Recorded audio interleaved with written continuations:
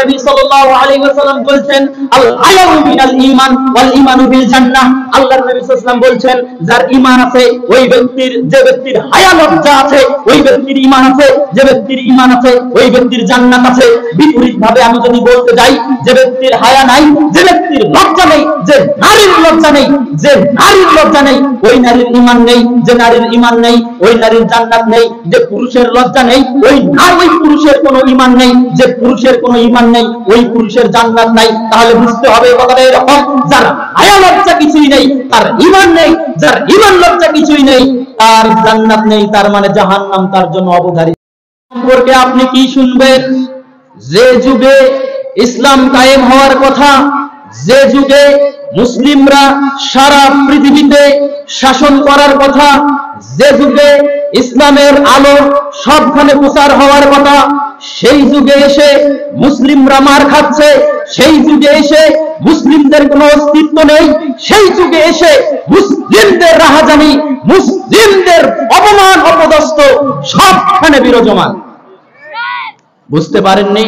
সম্মানিত উপস্থিতি, এটার একটা নৈতিক কারণ হলো আমরা আমাদের নৈতিক জায়গা থেকে আমরা দূরে সরে গিয়েছি, আমরা আমাদের নৈতিক দায়িত্ব থেকে দূরে সরে গিয়েছি। আমরা মুসলিমরা আমাদের জায়গা মতো নেই। মুসলিম হিসাবে আপনার যতটুকু কর্ম, মুসলিম হিসাবে আপনার যতটুকু দায়িত্ব, একজন মুসলিম নারী হিসাবে যতটুকু দায়িত্ব, এতটুকু দায়িত্ব একজন পুরুষ এবং নারী আমরা কেউই পালন করতে পারছি না। সম্মানিত উপস্থিতি, একজন মুসলিম নারী সম্পর্কে আল্লাহ সুবহানাহু ওয়া তাআলা বলছেন পবিত্র কোরআনুল কারীম সূরা আহজাব এর 33 নম্বর আয়াত, ওয়াকরনা ফি বুয়ুতিকুন্না ওয়ালা তাবাররাজনা তাবাররুজাল জাহিলিয়াতিল উলা, তোমরা বাড়িসমূহতে আটার মতো লেগে থাকো। একটু মনোযোগ দিয়ে শুনুন, কর্মুন শব্দটাই আপনি যদি ডিকশনারিতে খোঁজ করেন, কর্মুন শব্দটা আপনি ডিকশনারিতে খোঁজ করলে দেখবেন ডিকশনারিতে অর্থ দিয়েছে গাছের বাকল, কয়েকটা গাছের বাকল একসঙ্গে করে দড়ি পাকানোকে কর্মুন শব্দ বলা হয়েছে। এর মর্ম এখনো বুঝতে পারেননি? আল্লাহ সুবহানাহু ওয়া তাআলা বলছেন গাছের বাকল যেভাবে একটা আরেকটার সাথে লেগে আছে, একজন নারীকে আল্লাহ সুবহানাহু ওয়া তাআলা বলছেন বাড়িতে ওইভাবেই লেগে থাকতে হবে, বাড়ি সমূহতে ওইভাবেই লেগে থাকতে হবে। সম্মানিত উপস্থিতি, আল্লাহ সুবহানাহু ওয়া তাআলা বলছেন ওয়াকরনা ফি বুয়ুতিকুন্না, তোমরা সকলেই বাড়িতে আটার মতো লেগে থাকো। সুপার গ্লু যেভাবে লেগে থাকে, আটা ফেভিকল আটা যেভাবে লেগে থাকে, সেইভাবে লেগে থাকতে হবে একজন নারীকে। আল্লাহ সুবহানাহু ওয়া তাআলা বলছেন ওয়াকরনা ফি বুয়ুতিকুন্না ওয়ালা তাবাররাজনা, তোমরা তোমাদের দেহকে প্রদর্শন করিও না তাবাররুজাল জাহিলিয়াতিল উলা, যেভাবে জাহিলিয়াতের যুগে, প্রাথমিক জাহিলিয়াতের যুগে যেভাবে নারীগণ তাদের দেহকে প্রদর্শন করেছিল, এইভাবে নারীদেরকে প্রদর্শন করতে আল্লাহ সুবহানাহু ওয়া তাআলা নিষেধ করেছেন। সম্মানিত উপস্থিতি, আজকের সমাজের নারীদেরকে দেখবেন, এই নারী সালাত আদায় করে, এই নারী সিয়াম পালন করে, এই নারী সাদাকা দেয়, এই নারী ইসলামের যত কিছু হুকুম আহকাম রয়েছে সমস্ত হুকুম আহকাম পালন করে, কিন্তু এই নারী পর্দা করে না। পর্দা কি জিনিস এই নারী বুঝে না। এই নারী বুঝে ইবাদত বলতে সালাত, এই নারী বুঝে ইবাদত বলতে রমজান মাসের সিয়াম, এই নারী বুঝে ইবাদত বলতে দান সাদাকা করা, এই নারী বুঝে ইবাদত বলতে আরো যত কিছু আমল রয়েছে এগুলো আমল। ইবাদত বলতে যে পর্দা, এই নারীকে আপনি বোঝাতে পারবেন না।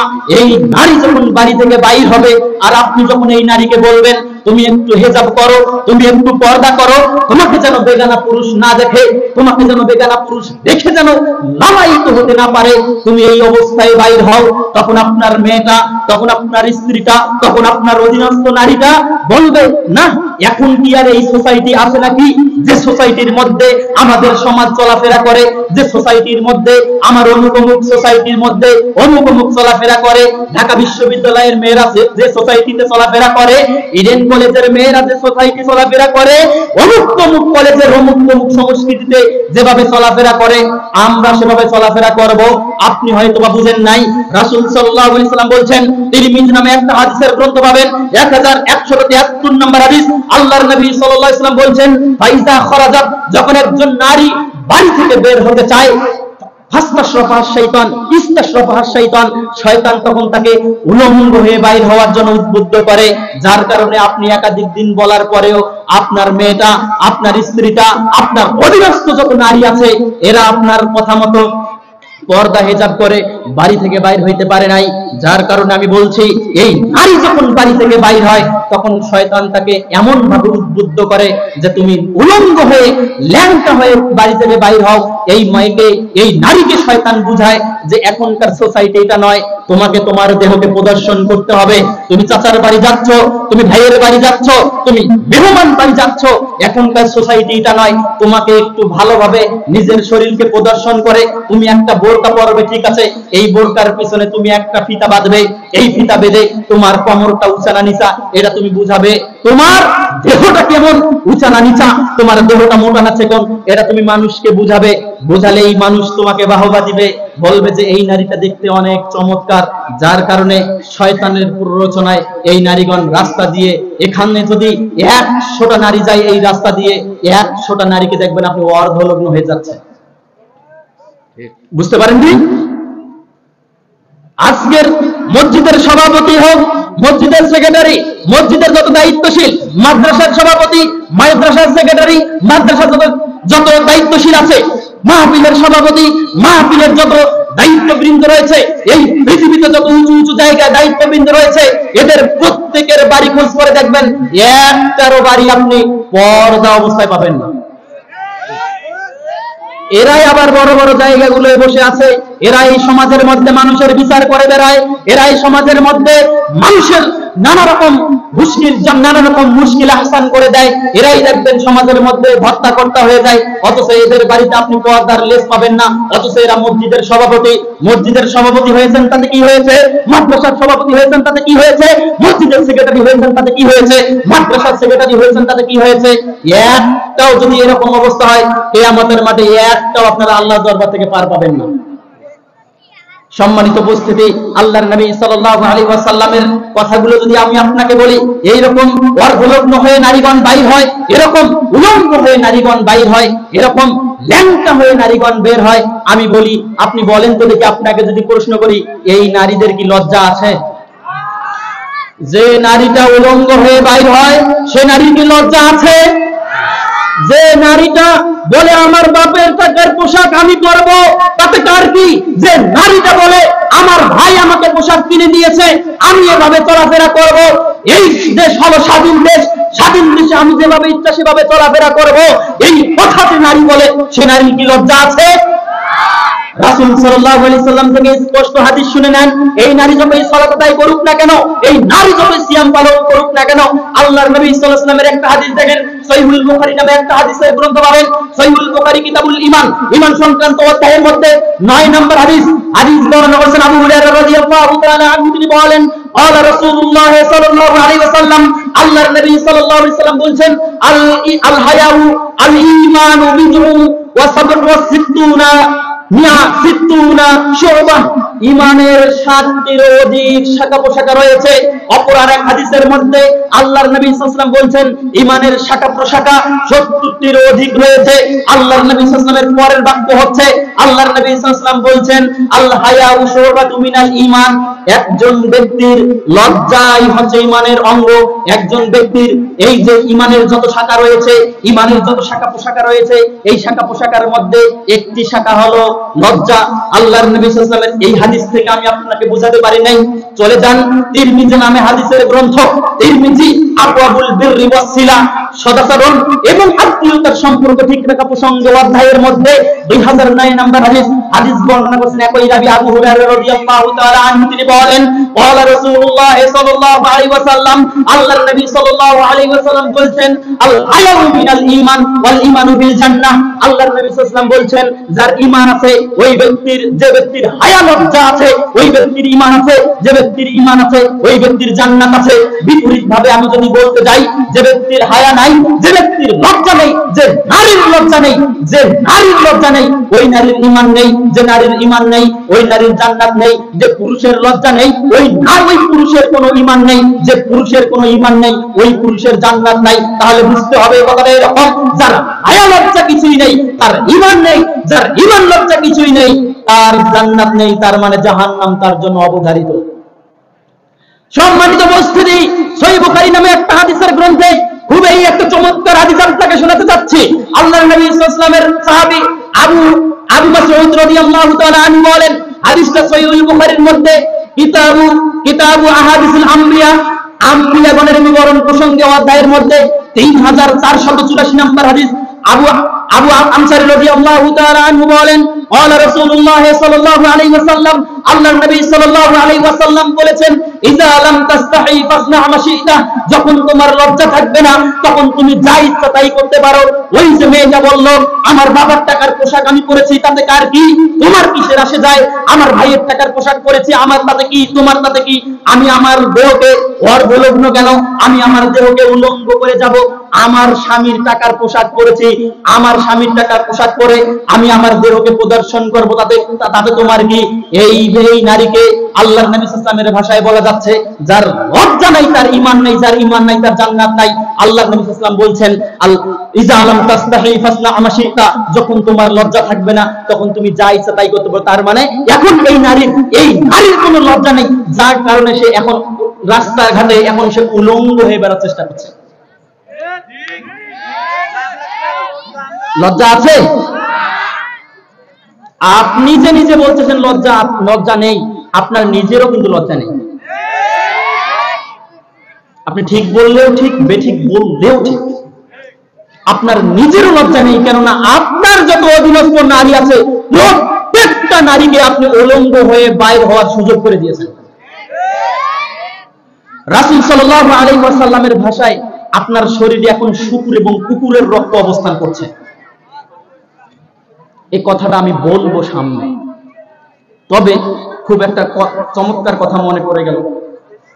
এই যে মাহফিলগুলা, সম্মেলনগুলা হয়, আপনারা যারা আয়োজন করেন, এখানে বক্তার এক নিয়ত, শ্রোতার আর এক নিয়ত, আয়োজক কমিটির আর এক নিয়ত, যারা শ্রোতা আসছে, যারা দেখবেন মাঠে ঘাটে, যারা রাস্তাঘাটে ওই যে হাঁটি বাড়িতে ঘুরতেছে তাদের এক নিয়ত, যারা ওখানে ব্যবসা করতে আছে তাদের আর এক নিয়ত।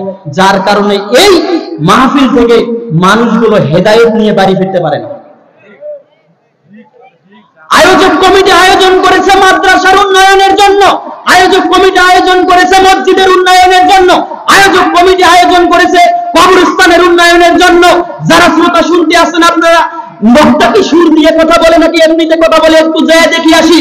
আর এক শ্রেণীর শ্রোতা আসবে যারা নারীকে দেখার জন্য ওই হাঁটি বাড়িতে আসছে, আরেক শ্রেণীর ব্যক্তি আসছে ওই হাঁটি বাড়িতে গান, ওই হাঁটি বাড়িতে ব্যবসা করার জন্য, আরেক শ্রেণীর নারী আসছে নিজেদের শরীরকে প্রদর্শন করার জন্য।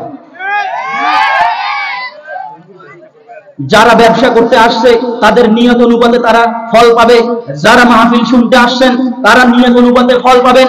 বক্তা যদি টাকা নেওয়ার উদ্দেশ্যে যদি বক্তব্য দিতে আসে, বক্তা ওই নিয়তে সওয়াব পাবে, ওই নিয়তে তার বরকত হবে। সম্মানিত উপস্থিতি, এখনকার মাহফিলগুলোর অবস্থা এমন, আমি আস্তে ধরে দেখলাম এত বেশি জাহিলিয়াত যে নারী এবং পুরুষ উভয় এই মাহফিলের মধ্যে, ওই বাজারের মধ্যে আপনি গিয়ে দেখে আসবেন,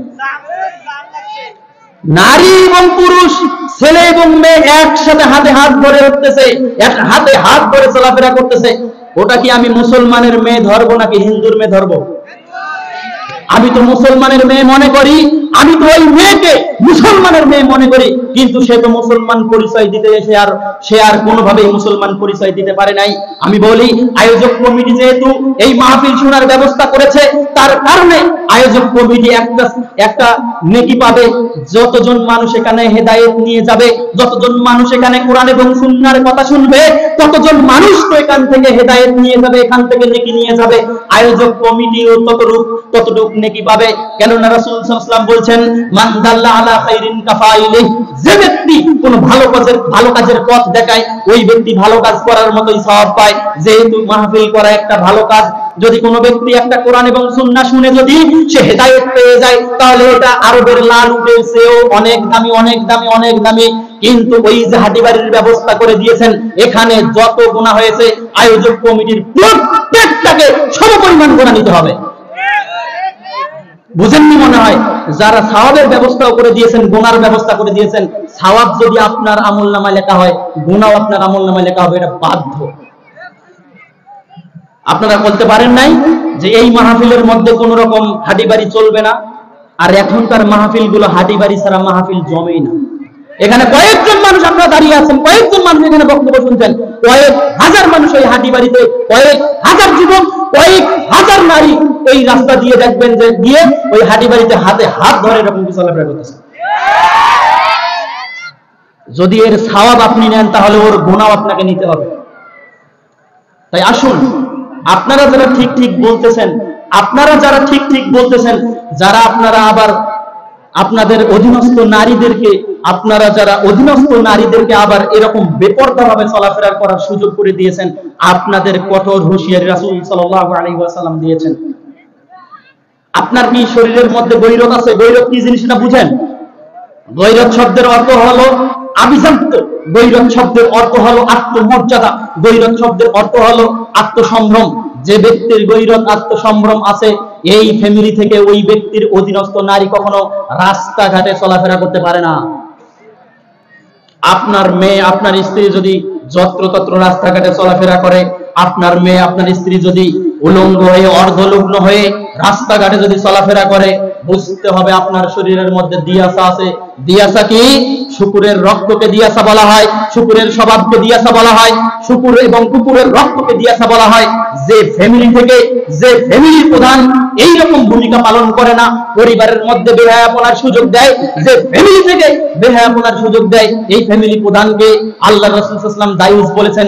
দায়ুসের একটা অংশের নাম হলো দিয়াসা। তার মানে যে ফ্যামিলি থেকে নারী এবং পুরুষগণ উভয়েই বেপরদার, উভয়েই বেহায়াপনা ভাবে চলাফেরা করে, ওই ফ্যামিলির প্রধান পুরুষ হলো দায়ুস। ওই ফ্যামিলির প্রধান পুরুষের শরীরের মধ্যে দিয়াসা আছে, তার মানে ওই ফ্যামিলির প্রধানের শরীরের মধ্যে শুকুর এবং কুকুরের রক্ত আছে। মুসনাদ আহমদ, তিরমিজি, আবু দাউদ এবং মিশকাতুল মাসাবির মধ্যে হাদিস বর্ণিত হয়েছে। মিশকাতুল মাসাবি কিতাবুল হুদুদ শাস্তি প্রসঙ্গে অধ্যায়ের মধ্যে 3454 নম্বর হাদিস বর্ণনা করেছেন আব্দুল্লাহ ইবনে ওমর রাদিয়াল্লাহু তাআলা আনহু। তিনি বলেন, قال رسول الله صلى الله عليه وسلم, আল্লাহর নবী সাল্লাল্লাহু আলাইহি ওয়াসাল্লাম বলেছেন, সালাসাতুন কদ হারামাল্লাহু আলাইহিমুল জান্নাহ, তিন শ্রেণীর ব্যক্তির উপর আল্লাহ তাআলা এখনই জান্নাতকে হারাম করলেন। আমি আবারো হাদিসের টেক্সটটা বলছি। আল্লাহর নবী সাল্লাল্লাহু আলাইহি ওয়াসাল্লাম বলেন, সালাসাতুন কদ হারামাল্লাহু আলাইহিমুল জান্নাহ, তিন শ্রেণীর ব্যক্তির উপর আল্লাহ তাআলা জান্নাতকে এখনই হারাম করলেন। তার মধ্যে এক শ্রেণীর ব্যক্তি হলো মুদমিনুল খামার, যে সর্বদাই এই নেশাদার দ্রব্য পান করে। যারা সর্বদাই বিড়ি, তামাক, জর্দা, গুল, ইয়াবা, ফেন্সিডিল আরো যত নেশাদার দ্রব্য রয়েছে, এই সমস্ত নেশাদার দ্রব্য পান করে, আল্লাহর নবী সাল্লাল্লাহু আলাইহি ওয়াসাল্লাম বলেন, এই পুরুষের উপর, এই নারীর উপর, এই ব্যক্তির উপর জান্নাত হারাম। আল্লাহ তাআলা এখনই জান্নাতকে হারাম করলেন। দুই, রাসূল সাল্লাল্লাহু আলাইহি ওয়াসাল্লাম বলেন, ওয়াল আকু, পিতামাতার অবাধ্যকারী ব্যক্তি, পিতামাতার অবাধ্যকারী সন্তান, যে সন্তান তার পিতামাতার অবাধ্য হয়ে যায়, যে সন্তান তার পিতামাতার কোনো না কোনো ভাবে অবাধ্য হয়ে যায়, রাসূল সাল্লাল্লাহু আলাইহি ওয়াসাল্লাম বলেন, ওই ব্যক্তির উপর জান্নাত হারাম। আল্লাহ তাআলা এখনই জান্নাতকে হারাম করলেন। তিন, ওয়া দায়ুস, দায়ুসকে আল্লাযী ইয়াকুরু ফি আহলিহিল খাবাস, যে তার পরিবারের মধ্যে বেহায়াপনার সুযোগ দেয়, যে তার পরিবারের মধ্যে বেহায়া বেলাল্লাহ করার সুযোগ দেয়। রাসূল সাল্লাল্লাহু আলাইহি ওয়াসাল্লাম বলেন, এই ব্যক্তি হলো দায়ুস। এই দায়ুস শ্রেণীর ব্যক্তির উপর জান্নাত হারাম। আপনাকে এখনো বুঝাতে পারিনি, আপনার মেয়েটা, আপনার স্ত্রীটা, আপনার অধীনস্থ মেয়েটা, আপনার অধীনস্থ নারীটা ওই যে বসে আছে, আপনার মাটা, আপনার স্ত্রীটা, আপনার অধীনস্থ, ওই যে একটা শাড়ি পরেছে, শাড়ি পরার পর এই যে ব্লাউজের এখানে আবার পেটটা দেখা যাচ্ছে, এ হলো পোশাক পরে উলঙ্গ, আপনি সুযোগ দিয়েছেন, আপনি হলেন দায়ুস। আপনার মেয়েটা যখন স্কুলে, কলেজে, ইউনিভার্সিটিতে গিয়েছে, আপনার মেয়েটা যখন ড্রেসটা পরেছে, আরো সাদা পোশাক পরেছে, আপনি এটা সুযোগ দিয়েছেন। আপনি বাবা হিসেবে, আপনি বড় ভাই হিসেবে, আপনি অভিভাবক হিসেবে এটা সুযোগ দিয়েছেন। আপনাকে রাসূল সাল্লাল্লাহু আলাইহি ওয়াসাল্লাম দায়ুস বলেছেন, আপনার জন্য জান্নাত হারাম। এই অবস্থায় যদি আপনি মৃত্যুবরণ করেন, জান্নাত আপনার জন্য হারাম বলেছেন রাসূল সাল্লাল্লাহু আলাইহি ওয়াসাল্লাম। সম্মানিত উপস্থিতি, এই অবস্থা যদি হয়, তাহলে আপনি বুঝতে হবে আপনার শরীরের মধ্যে গৈরত নাই। আপনার স্ত্রী, আপনার মেয়ে, আপনার অধীনস্থ নারী যত্রতত্র ঘুরে বেড়ালো, আপনি এখনো তার জন্য আপনি কোনো পদক্ষেপ নিতে পারেন নাই। আপনি একবারও বলতে পারেন নাই, আব্দুল্লাহর মা, তুমি এইভাবে চলাফেরা করতে পারবে না। ও আমার মেয়ে, তুমি এইভাবে অর্ধলগ্ন হয়ে চলাফেরা করতে পারবে না। ও আমার বোন, তুমি এইভাবে চলাফেরা করতে পারবে না। আপনি এখন এই পদক্ষেপ নেন নাই। এই অবস্থায় যদি আপনি মৃত্যুবরণ করেন, 10 বার যদি কাবা শরীফ তওয়াফ করে আসেন, তারপর আপনার জন্য জান্নাত হারাম। কথা কি গায়ে লাগলো? আপনার শরীরের মধ্যে গৈরত নাই, আপনার শরীরের মধ্যে দিয়াস আছে, শুকুর এবং কুকুরের রক্ত। আপনার মাকে, আপনার মার পেট, আপনার স্ত্রীর পেট অন্য আরেকজন পুরুষ দেখলো কেন? আপনার মেয়ের কোমরটা অন্য একটা পুরুষ, অন্য একটা ছেলে দেখে কেন লালায়িত হলো? আপনার মেয়ের যে পোশাক, এই পোশাক থেকে অধলগ্ন পোশাক পরে সে উলঙ্গ হয়ে চলাফেরা করে, এই উলঙ্গ হয়ে চলাফেরা করে আরেকটা পুরুষ দেখে সেখানে লালায়িত হলো কেন? আল্লাহর নবী সাল্লাল্লাহু আলাইহি ওয়াসাল্লামের ভাষায় আপনার শরীরের মধ্যে এখন শুকুর এবং কুকুরের রক্ত চলাচল করছে। সম্মানিত উপস্থিতি, তার মানে আপনার শরীরের মধ্যে দিয়াসা আছে, আপনার শরীরের মধ্যে গৈরত নাই। গৈরত কি জিনিস এটা আমি আপনাকে দেখাচ্ছি। গৈরত কি জিনিস আমি আপনাকে দেখাচ্ছি। সহিহ মুসলিম নামে হাদিসের গ্রন্থ পাবেন, সহিহ মুসলিম কিতাবুস সালাম, সালাম প্রসঙ্গে একটা অধ্যায় পাবেন। বাবু কতলিল হাইয়াত ওয়া গায়রিহা, সাপ মারা এবং অন্যান্য প্রাণী মারা প্রসঙ্গে একটা অনুচ্ছেদ পাবেন। 5132 নম্বর হাদিস, 5132 নম্বর হাদিস। হাদিস বর্ণনা করেছেন আবু সাঈদ খুদরি রাদিয়াল্লাহু তাআলা আনহু। তিনি বলেন, আল্লাহ রাসূল সাল্লাল্লাহু আলাইহি ওয়াসাল্লাম যখন আহজাবের যুদ্ধের সময় যখন গর্ত খনন করতেছিল, এমত অবস্থায় একজন যুবক এসে গর্ত খনন করে। কিন্তু এই যুবকটা ওই সময় বিবাহ করেছে, নতুন বিবাহ করার কারণে সে প্রতিদিন গর্ত করে, আর জোহরের সময় যেহেতু খাওয়া দাওয়ার পরে একটু কাইলুলা করতে হয়, সে কাইলুলা করার জন্য সে রাসূল সাল্লাল্লাহু আলাইহি ওয়াসাল্লামের নিকটে একটু ছুটি নেয়। ছুটি নিয়ে সে তার স্ত্রীর কাছে সময় কাটায় প্রতিদিনের ন্যায়। একদিন সে সময় নিল, আল্লাহর নবী সাল্লাল্লাহু আলাইহি ওয়াসাল্লামের নিকটে সে সময় চাইলো। আল্লাহর নবী সাল্লাল্লাহু আলাইহি ওয়াসাল্লাম বললেন যে যাও, যেহেতু তুমি নতুন বিবাহ করেছো, তোমার এই কাইলুলার এই সময়টা তুমি তোমার স্ত্রীর কাছে কাটিয়ে দাও। আল্লাহর নবী সাল্লাল্লাহু আলাইহি ওয়াসাল্লাম বললেন তুমি যাও, তবে তুমি তোমার সাথে তোমার অস্ত্রটা নিয়ে যাও, কেননা আমার ভয় হয় বনু নাজির গোত্র অতর্কিতভাবে তোমার উপর হামলা করতে পারে, এজন্য তুমি তোমার সাথে অস্ত্রটা নিয়ে যাও। তার অস্ত্র ছিল বল্লম। বল্লম চিনেন? মাটি খনন করে বল্লম, একদিকে ধার থাকে। রাসূল সাল্লাল্লাহু আলাইহি ওয়াসাল্লামের সাহাবী আবু সাঈদ খুদরি রাদিয়াল্লাহু তাআলা আনহু বলেন, অতঃপর ওই যুবক সাহাবী বাড়িতে চলে আসলেন বল্লমটা ধারের মধ্যে নিয়ে। বাড়িতে এসেই দেখলেন প্রতিমধ্যে তার বনু নাজির গোত্রটাকে আর অতর্কিতভাবে হামলা করেনি। বাড়িতে এসেই দেখলেন তার বাড়িতে ঢোকার পর দেখলেন তার স্ত্রী দুই দরজার মাঝে দাঁড়িয়ে আছেন। কোন দুই দরজা? আপনার বাড়িতে ঢোকার সময় একটা মেইন গেট থাকে, মেইন গেটের পর আপনার থাকে একটা আঙ্গিনা, আঙ্গিনার পর আপনার ঘরে প্রবেশ করার জন্য যে দরজা থাকে, এই দরজার সামনে তার স্ত্রী দাঁড়িয়ে আছে। সাহাবী এখন এইভাবে বল্লমটা উঠাইছেন, এখন বল্লম দিয়ে তাকে ঘুতে হত্যা করবেন। তার অপরাধ হলো সে ঘর থেকে বাইর হইল কেন? সে কি বাড়ি থেকে বাইর হয়েছে? ভাই, বাড়ি থেকে বাইর হয়েছে? আপনার মা যেভাবে বাড়ি থেকে বাইর হয় সেভাবে বাইর হয়েছে? আপনার বোন যেভাবে বাড়ি থেকে বাইর হয় সেইভাবে বাড়ি থেকে বাইর হয়েছে? সে বাড়ির ভিতরে দুই দরজার মাঝে দাঁড়িয়ে আছে। দুই দরজার মাঝে দাঁড়িয়ে সে বাড়ির এখন আঙ্গিনা পার হয় নাই, বাড়ির মেইন গেট পার হয় নাই। রাসূল সাল্লাল্লাহু আলাইহি ওয়াসাল্লামের সাহাবী বল্লম উঠিয়েছেন, এখন তাকে গুটিয়ে হত্যা করবেন। আল্লাহ রাসূল সাল্লাল্লাহু আলাইহি ওয়াসাল্লামের ওই মহিলা সাহাবী বলতেছেন, তুমি থামো, উফ আলাইকা বিসমিল্লাহ, তুমি তোমার অস্ত্রকে নামাও, তুমি আমাকে হত্যা করিও না। আমি যে কারণে ঘর থেকে বাইর হয়ে এখন আঙ্গিনায় অবস্থান করছি, তুমি ঘরের মধ্যে ঢুকলেই বুঝতে পারবা কেন আমি বাড়ি থেকে বাইর হয়েছি। এই কথা শোনার পর রাসূল সাল্লাল্লাহু আলাইহি ওয়াসাল্লামের এই তরুণ সাহাবী তিনি ঘরের মধ্যে ঢুকেই দেখেন বিছানার মধ্যে বিশাল বড় একটা সাপ ঢুকে আছেন, যার কারণে মহিলা মানুষ তো একটু ভয় পায় বেশি, একটু ঘরের বাইরে বাইর হয়ে আর দুই দরজার মাঝে দাঁড়িয়ে আছেন। আমিও কথা বলছি না ঘরের মধ্যে সাপ আছে কিনা এটা আমি বলছি না, আপনার ঘরের মধ্যে বিচ্ছু আছে কিনা এটা আমি বলছি না। যদি রাসূল সাল্লাল্লাহু আলাইহি ওয়াসাল্লামের সাহাবী যদি ঘরের দুই দরজার মাঝে আঙ্গিনার মধ্যে দাঁড়িয়ে থাকার কারণে যদি সাহাবী যদি গুটিয়ে হত্যা করতে চান, আবু সাঈদ খুদরি রাদিয়াল্লাহু তাআলা আনহু বলেন, ওই সাহাবীর গৈরতের মধ্যে লেগেছে আমার স্ত্রী কিভাবে বাড়ি থেকে বাইর হয়, আমার স্ত্রী কিভাবে ঘর থেকে বাইর হয়, আমার অনুমতি ছাড়া আমার স্ত্রী বাইর হয়, মানে আমার স্ত্রীকে আমি এখন গুটিয়ে হত্যা করব। ও যুবক, ও বাবা, ও বড় ভাই, তোমাকে বলছি, তোমার অধীনস্থ যত নারী আছে, তোমার অধীনস্থ তোমার মা আছে, তোমার অধীনস্থ তোমার মেয়ে আছে, তোমার অধীনস্থ তোমার বোন আছে, তোমার অধীনস্থ যত নারী আছে, প্রত্যেকটা নারী এই উলঙ্গ হয়ে অর্ধলগ্ন হয়ে আরাগাছের ওই পাইকার বাজার থেকে শুরু করে ওই সারাই মার্কেট পর্যন্ত ঈদের সময় এমনিতে সময় 3 বার যাওয়া আসা করে 10টা পুরুষের সাথে ধাক্কাধাক্কি করে, 10টা পুরুষের সাথে ধাক্কাধাক্কি করে, তারপর একবারও আপনি তো আপনার নারীকে বলেন নাই, আপনি আপনার অধীনস্থ নারীকে বলেন নাই যে তুমি এই কাজ করবা না। যদি এই অবস্থা হয় যে আপনি আপনার নারীকে আপনি বলবেন না যে আপনার গৈরতে লাগবে না, আর আপনি আপনার নারীকে এইভাবে যত্রতত্র ঘুরতে দেবেন, বুঝতে হবে আপনার শরীরের মধ্যে এখন শুকুরের রক্ত আছে, লেগে গেল, তাই না? মানে আপনার বিরুদ্ধে বললাম যে দিয়াসা শব্দের অর্থ শুকুরের রক্ত, দিয়াসা শুকুরের স্বভাব। শুকুরের স্বভাব কি? শুকুরের স্বভাব হলো একটা শুকুর আরেকটা শুকুরের পেছন চেটে খায়। এই পেছন চেটে খাওয়ার নাম হলো দিয়াসা। তার মানে আপনার শরীরে যে রক্ত আছে, রক্ত এখন হালাল নয়, এই রক্ত হচ্ছে অপবিত্র রক্ত, যার কারণে আপনার নারীকে আপনি যত্রতত্র ঘুরতে দিয়েছেন। আপনি এখন যে নারীদেরকে যত্রতত্র ঘুরতে দিলেন, আপনি যে আপনার নারীদেরকে যত্রতত্র ঘুরতে দিলেন, এই নারীটাকে যদি কোন মুসলমানের বাচ্চা যদি এই অর্ধলগ্ন নারীকে যদি রাস্তায় দেখে, এই মুসলমানের জন্য ফরজ হলো ওই নারীকে দেখে অভিশাপ দেওয়া।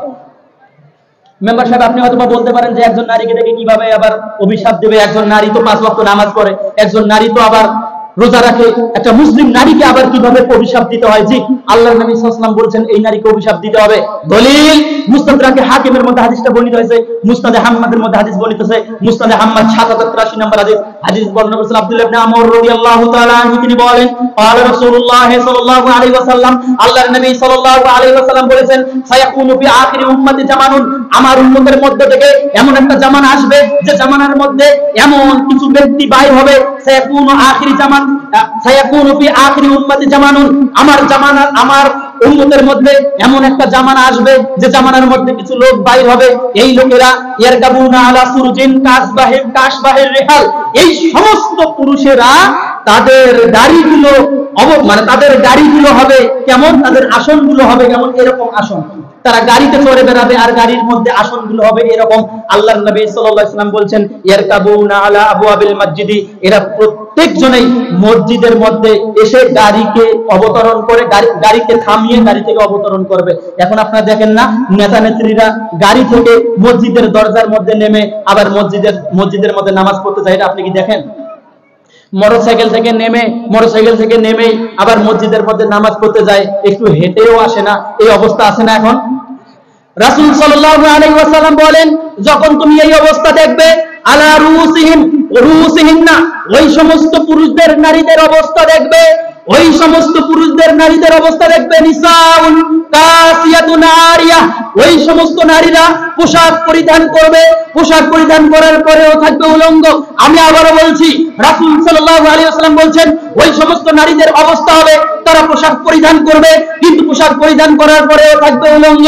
আল্লাহর নবী সাল্লাল্লাহু আলাইহি ওয়াসাল্লাম বলেন আলা রুসিন্না কাসনিমাতি বুকতিল ইজাব, তাদের তুমি মাথাগুলো লক্ষ্য করে দেখবে, ওই সমস্ত নারীদের মাথাগুলো তুমি লক্ষ্য করে দেখবে, তাদের মাথার খোপাগুলো, তাদের মাথার ঝুঁটিগুলো হবে খুরাসানের উটের মতো, তাদের মাথার খোপাগুলো হবে মানে ঝুঁটিগুলো হবে খুরাসানের উটের কুজের মতো, মানে সামন দিক থেকে বোঝা যাবে যে সে মাথার মধ্যে একটা খোপা বেঁধেছে, সে মাথার মধ্যে একটা ঝুঁটি বেঁধেছে, এটা বোঝা যাবে। রাসূল সাল্লাল্লাহু আলাইহি ওয়াসাল্লাম বলেন ইলআনুহুন্না, ওই সমস্ত নারীদেরকে যদি তোমরা দেখো যে নারী অর্ধলগ্ন হয়ে পৃথিবীতে চলাফেরা করে, যে নারী উলঙ্গ হয়ে চলাফেরা করে পৃথিবীতে এবং সামনের দিক থেকে তার মাথার ঝুঁটি বোঝা যায়, রাসূল সাল্লাল্লাহু আলাইহি ওয়াসাল্লাম বলেন ইলআনুহুন্না, তোমরা তাদেরকে অভিশাপ দাও, ফাইন্নাহুন্না মালউনাত, কেননা এই সমস্ত নারী হচ্ছে অভিশাপ পাওয়ার উপযুক্ত। রাসূল সাল্লাল্লাহু আলাইহি ওয়াসাল্লামের এই হাদিস থেকে বোঝা যায় এই দেশের লাখো নারীকে, এই দেশের কোটি নারীকে দেখলেই অভিশাপ দিতে হবে। তার মধ্যে আপনার বোনটাও পড়ে যায়, তার মধ্যে আপনার মাটাও পড়ে যায়, তার মধ্যে আপনার অধীনস্থ যত নারী আছে প্রত্যেকটা নারীকে দেখলেই অভিশাপ দিতে হবে যারা অর্ধলগ্ন হয়ে চলাফেরা করছে। সম্মানিত উপস্থিতি, আর এক শ্রেণীর নারী সম্পর্কে রাসূল সাল্লাল্লাহু আলাইহি ওয়াসাল্লামের স্পষ্ট হাদিস শুনেন, সহিহ মুসলিম 2128 নম্বর হাদিস বর্ণনা করেছেন আবু হুরায়রা রাদিয়াল্লাহু তাআলা আনহু, তিনি বলেন ক্বালা রাসূলুল্লাহ সাল্লাল্লাহু আলাইহি ওয়াসাল্লাম, আল্লাহর নবী সাল্লাল্লাহু আলাইহি ওয়াসাল্লাম বলেন সিনফান মিন আহলিন নার, দুই শ্রেণীর ব্যক্তি আছে, লাম আরাহুমা, যে দুই শ্রেণীর ব্যক্তি আছে তারা হলো জাহান্নামী, লাম আরাহুমা, আমি তাদেরকে দেখি নাই। আল্লাহর নবী সাল্লাল্লাহু আলাইহি ওয়াসাল্লামের হাদিসটা আবার বলছি, সিনফান মিন আহলিন নার, দুই শ্রেণীর ব্যক্তি আছে, লাম আরাহুমা, যারা জাহান্নামী তাদেরকে আমি দেখি নাই। আল্লাহর নবী সাল্লাল্লাহু আলাইহি ওয়াসাল্লাম এক শ্রেণীর ব্যক্তি সম্পর্কে বলেন, এরা হলো ওই শ্রেণীর ব্যক্তি যে শ্রেণীর ব্যক্তি গরুর লেজের মতো লাঠি নেবে, এই লাঠি নিয়ে যত মানুষদেরকে পেটাবে। নবী মুহাম্মদ সাল্লাল্লাহু আলাইহি ওয়াসাল্লাম বলেন এই পুরুষ যাবে জাহান্নামের মধ্যে। এই এমন এক সময় আসবে তাকে আমি দেখি নাই অথচ সে জাহান্নামে। 2 রাসূল সাল্লাল্লাহু আলাইহি ওয়াসাল্লাম বলেন নিসাউন, আর এক শ্রেণীর নারী সম্পর্কে রাসূল সাল্লাল্লাহু আলাইহি ওয়াসাল্লাম বলছেন কাসিয়াতুন আরিয়া, ওই নারী পোশাক পরিধান করবে, পোশাক পরিধান করার পরেও থাকবে উলঙ্গ। আমাকে আবারও আপনি প্রশ্ন করেন পোশাক পরে কি কখনো উলঙ্গ হয়? জি, ওই যে আপনার মাতা বসে আছে, মাতা বসে থাকার পর আপনার মাতা একটা কাপড় পরেছে, একটা শাড়ি পরেছে, এক ছাটা ব্লাউজ পরেছে, ব্লাউজ পরার পর এই যে পেটটা সে দৃশ্যমান করে দিয়েছে, এই পেটে যতজন দেখছে এই অবস্থায় যদি সে পোশাক পরে, কিয়ামত পর্যন্ত যদি এই পোশাক পরে, এই পোশাক পরেও এই নারী থাকবে উলঙ্গ। নবী সাল্লাল্লাহু আলাইহি ওয়াসাল্লাম বলেন নিসাউন কাসিয়াতুন, এক শ্রেণীর মহিলা হবে পোশাক পরিধান করে উলঙ্গ। ওই যে আপনার মেয়েটা একটা বোরকা পরেছে, হারাগাস মার্কেট যাবে, একটা বোরকা পরেছে, হিমার পরেছে, হিমার পরার পর সে পেছন দিক থেকে দৌড়টা, পেছন দিক থেকে সে সুতাটা বেঁধে দিয়ে তার কোমরটাকে দৃশ্যমান করে দিয়েছে, তার কোমরটা কতটুকু উঁচা নাকি কতটুকু নিচা, সে এমন একটা ওড়না পরেছে যে ওড়না দিয়ে তার ভিতরের কতটুকু অংশ উঁচা না নিচা এটা বোঝা যাচ্ছে। রাসূল সাল্লাল্লাহু আলাইহি ওয়াসাল্লাম বলছেন নিসাউন কাসিয়াতুন, এক শ্রেণীর নারী আছে যারা পোশাক পরিধান করে থাকবে উলঙ্গ। ওই যে একটা মেয়েকে দেখতেছেন যে মেয়েটা পাজামা পরেছে, পাজামা পরার পর তার পাটা পুরোটাই দৃশ্যমান, সে প্লাজো পরেছে, তার পাটা পুরোটাই দৃশ্যমান, পুরুষের মতো টাকুর উপর মানে পাজামাটা পরেছে, এই নারীকে রাসূল সাল্লাল্লাহু আলাইহি ওয়াসাল্লাম বলছেন নিসাউন কাসিয়াতুন, এই নারী পোশাক পরিধান করার পরে উলঙ্গ। ওই যে আপনার মেয়েটা, আপনার বোনটা একটা এমন একটা আবশ্যক পোশাক পরে আছে যার কারণে তার পুরো দেহটা বোঝা যাচ্ছে, দেহতে কোথায় উঁচা কোথায় নিচা সমস্ত কিছু বোঝা যাচ্ছে। রাসূল সাল্লাল্লাহু আলাইহি ওয়াসাল্লাম বলেন নিসাউন কাসিয়াতুন, এই নারী হলো পোশাক পরে উলঙ্গ। আল্লাহর নবী সাল্লাল্লাহু আলাইহি ওয়াসাল্লাম বলেন মুমিনাতুন মাইলাতুন, সে এমন পোশাক পরবে যে পোশাক পরে সে নিজেকে মানুষের দিকে আকৃষ্ট করবে এবং মানুষকে তার দিকে আকৃষ্ট করবে। ওই যে আপনার মেয়েটা এমন একটা পোশাক পরেছে, ঈদের সময় আপনি একটা পোশাক কিনে দিয়েছেন, এই পোশাকটা পরার পর সে আর বাড়িতে অবস্থান করছে না, সে এখন পুরা এলাকার ওই পোশাকটা পরে পুরা এলাকার হক আদায় করতেছে। বুঝেন নাই? আপনার মেয়েকে আপনি একটা পোশাক কিনে দিয়েছেন, এই পোশাকটা পরার পর সে পুরা এলাকার হক আদায় করে। রাসূল সাল্লাল্লাহু আলাইহি ওয়াসাল্লাম বলেন মুমিনাতুন, এই নারী নিজে পোশাক পরিধান করার পর নিজের দেহকে মানুষের জন্য উৎসর্গ করে দিচ্ছে, নিজের দেহকে মানুষের জন্য মানে প্রদর্শন করে দিচ্ছে। আল্লাহর নবী সাল্লাল্লাহু আলাইহি ওয়াসাল্লামের পরের বাক্য হলো, পরের কথাটা হলো মাইলাতুন, সে নিজে আকৃষ্ট হবে, মানুষকে নিজের দিকে আকৃষ্ট করবে। সে রাস্তাঘাটে চলে এই পোশাক পরিধান করার পর, সে রাস্তাঘাটে চলে, রাস্তাঘাটে চলার পর পুরুষরা তার দিকে লালায়িত হয়, পুরুষরা তার দিকে খুব তাড়াতাড়ি আকৃষ্ট হয়। রাসূল সাল্লাল্লাহু আলাইহি ওয়াসাল্লাম বলেন লা ইয়াদখুলুল জান্নাতা, এরা জান্নাতের মধ্যে যাবে না তো যাবে না, ওয়ালা ইয়াজিদনার রিহাহা, এরা জান্নাতের সুগন্ধ পাবে না, ফাইনার রিহাহা, নিশ্চয়ই জান্নাতের সুগন্ধ লা ইউজাদু মিন মাসিরাতি কাযা ওয়া কাযা, অথচ জান্নাতের সুগন্ধ অনেক অনেক অনেক দূর থেকে পাওয়া যায়। রাসূল সাল্লাল্লাহু আলাইহি ওয়াসাল্লামের বাক্য হলো একজন নারী যদি অর্ধলগ্ন হয়ে চলাফেরা করে, একজন নারী যদি নিজেকে প্রদর্শন করার জন্য চলাফেরা করে, রাসূল সাল্লাল্লাহু আলাইহি ওয়াসাল্লাম বলেন এই নারী জান্নাতে যাবে না তো যাবে না, জান্নাতের সুগন্ধ পাবে না, অথচ জান্নাতের সুগন্ধ অনেক অনেক অনেক দূর থেকে পাওয়া যায়। ইমাম ইবনে মাজাহ রাহিমাহুল্লাহ তার সুনানের মধ্যে হাদিস নিয়ে এসে বলেন জান্নাতের সুগন্ধ 100 বছরের দূরত্ব থেকে পাওয়া যায় না। আমি সন্তুষ্ট হলাম না। ইমাম মালিক রাহিমাহুল্লাহ তার মুয়াত্তার মধ্যে হাদিস নিয়ে আসছেন, মূল কিতাব 366 পৃষ্ঠার 13 নম্বর লাইনের মধ্যে 1652 নম্বর হাদিস। আবু হুরায়রা রাদিয়াল্লাহু তাআলা আনহু বলেন قال رسول الله صلى الله عليه وسلم, আল্লাহর নবী সাল্লাল্লাহু আলাইহি ওয়াসাল্লাম বলেন ফাইনার রিহা লা ইউজাদু মিন মাসিরাতি 500 সানাতিন, জান্নাতের সুগন্ধ এখান থেকে কেন, জান্নাতের সুগন্ধ এখান থেকে 500 বছরের দূরত্ব থেকে জান্নাতের সুগন্ধ পাওয়া যাবে। কিন্তু এই নারীরা জান্নাতে যাবে না তো যাবে না, এই নারীরা জান্নাতের 500 বছর দূরত্বে থাকবে। কোন নারী? যে নারী 5 ওয়াক্ত সালাত আদায় করে, যে নারী রমাদান মাসের সিয়াম পালন করে, যে নারী 5 ওয়াক্ত সালাতকে ইবাদত মনে করে, রমাদান মাসের সিয়ামকে ইবাদত মনে করে, দান সাদাকাকে ইবাদত মনে করে, আরো অনেক কিছুকে ইবাদত মনে করে, কিন্তু পর্দাটাকে ইবাদত মনে করে না। রাসূল সাল্লাল্লাহু আলাইহি ওয়াসাল্লামের ভাষ্য অনুবাদে বলা যায় এই নারী জান্নাতে যাবে না তো যাবে না, জান্নাতের 500 বছর দূরত্বে থাকবে। মুহতারাম হাজিরিন, আপনাকে আমি কি দিয়ে বুঝাবো যে নারীটা 5 ওয়াক্ত সালাত আদায় করে তারপর সে জাহান্নামের মধ্যে যাবে? আল্লাহর নবী সাল্লাল্লাহু আলাইহি ওয়াসাল্লাম এই নারীকে এই নারীকে এত সহজ কথা বলেছেন, যে নারীর ব্যাপারে এত সহজ কথা বলেছেন, একজন পুরুষের সম্পর্কে রাসূল সাল্লাল্লাহু আলাইহি ওয়াসাল্লাম এত সহজ কথা বলেন নাই। আপনি দেখেন মুসনাদ আহমদের হাদিস, আবু হুরায়রা রাদিয়াল্লাহু তাআলা আনহু বলেন রাসূল সাল্লাল্লাহু আলাইহি ওয়াসাল্লাম বলেন, আল মারআতু ইযা সাল্লাত খামসাহা, একজন নারী যখন দৈনিক 5 ওয়াক্ত সালাত আদায় করবে, না যোহরের 15 রাকাতের, ঈশার 15 রাকাতের কথা আমি বলছি না, যোহরে আপনি 10 রাকাত সালাত আদায় করবেন, 12 রাকাত 15 রাকাত আদায় করবেন, 16 রাকাত, এই কথা আমি বলছি না।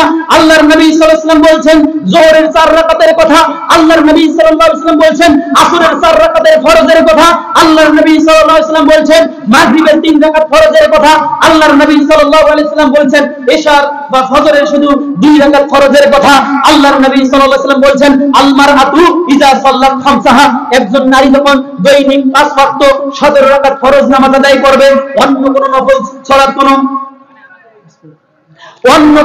সালাত আদায় করবে না, শুধু 5 ওয়াক্ত সালাত আদায় করবে। আল্লাহর নবী সাল্লাল্লাহু আলাইহি ওয়াসাল্লামের পরের বাক্য হলো ওয়াসামাত শাহরাহা, রমাদান মাসের সিয়াম পালন করবে, তাকে সাইবি রোজা বা সাক্ষী রোজা দিতে হবে না, অন্য কোন রোজা তাকে দিতে হবে না। আল্লাহর নবী সাল্লাল্লাহু আলাইহি ওয়াসাল্লাম বলেন ওয়াত আতবা আলাহা, তার স্বামীর আনুগত্য করবে, ওয়া আহসানাত ফারজাহা, তার লজ্জাস্থানের হেফাজত করবে। রাসূল সাল্লাল্লাহু আলাইহি ওয়াসাল্লাম বলেন এই 4টি কাজ করবে, ওই নারীকে আর কোনো কাজ করতে হবে না, ওই নারীকে আর কোনো কাজ করতে হবে না, ওই নারী এখন জান্নাতে যাবে না।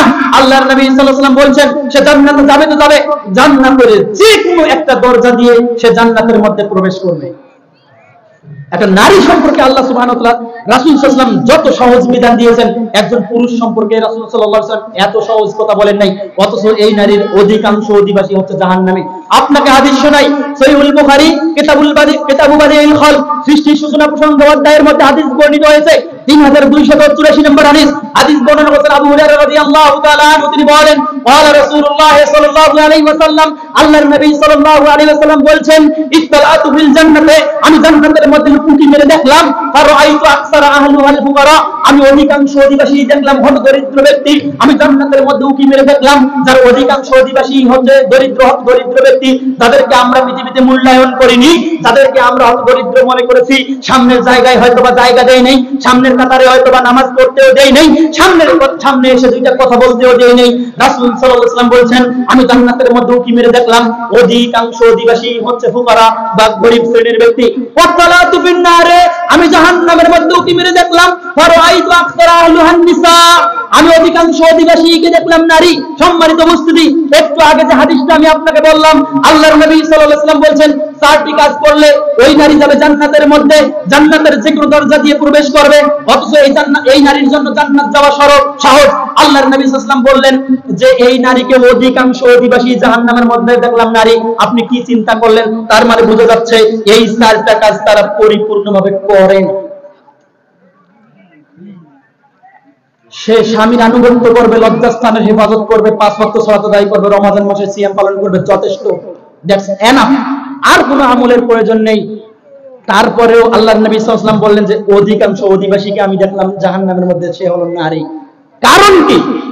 এই নারী নামাজ বুঝে, এই নারী রোজা বুঝে, এই নারী আরো অনেক কিছু বুঝে, এই নারী পর্দা বুঝে না।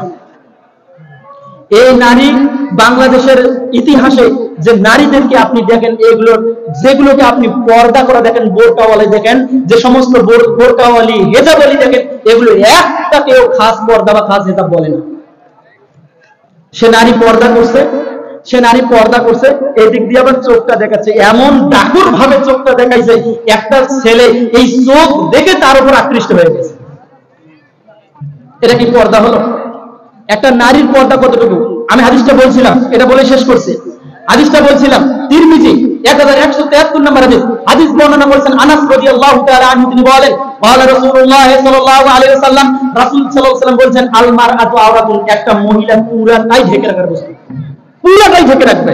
তর্কের খাতিরে যদি আমি মেনে নেই, কিছু আলেম মাশায়েখ বলেছেন হাতের কবজি এবং মুখটা, কিন্তু এটা রাসূল সাল্লাল্লাহু আলাইহি ওয়াসাল্লামের মুখের বাণী নয়। রাসূল সাল্লাল্লাহু আলাইহি ওয়াসাল্লামের মুখের বাণী হচ্ছে আল মারআতু আওরাতুন, একটা নারী পুরাটাই ঢেকে রাখবে। কিন্তু আমাদের যে সোসাইটিতে নারীরা চলাফেরা করে, এই নারীরা কি ঢেকে রাখে? সম্মানিত উপস্থিতি, এই কথা বলে যেটা আমি আপনাকে যে মেসেজটা দিলাম, আপনি নিজে অভিভাবক হিসাবে আপনি আপনার পরিবারের যথাযথ দায়িত্ব পালন করেন। আর মাকে বলছি, যত স্ত্রী, যত নারী সমাজ আছে সবাইকে বলছি, আপনার যতটুকু দায়িত্ব অতটুকু দায়িত্ব আপনি পালন করেন, আল্লাহ সুবহানাহু ওয়া তাআলা আপনার উপর রহমত করবেন ইনশাআল্লাহ। সম্মানিত উপস্থিতি, এই যে মাদ্রাসার উদ্যোগে আজকে মাহফিল হলো, এই মাদ্রাসা যারা জমি দিয়েছেন তার ছেলে আমাকে কেঁদে কেঁদে একটা কথা আর্জি পেশ করেছেন। তিনি কেঁদে কেঁদে আমাকে বলছেন যে আমি আপনাদের নিকটে কিছুই চাই না। জমি দান করেছেন আমাদের মহিলা মাদ্রাসা, 6 শতক কি কত জমি দান করেছেন, ওই 6 শতক জমির উপরেই আমাদের মহিলা মাদ্রাসা হয়েছে। তো কেঁদে কেঁদে আমাকে বলেছেন শুধু আমার মৃত বাবার জন্য একটু দোয়া করিয়ে, আমার আর কিছু প্রয়োজন নেই। দেখছেন একটা সন্তান একটা বাবার জন্য কত বড় নিয়ামত হতে পারে। বাবা মৃত্যুবরণ করেছে কিন্তু তার সন্তান তার বাবার জন্য দোয়া করতে চাচ্ছে। আমরা সকলে তার জন্য দোয়া করি, আল্লাহ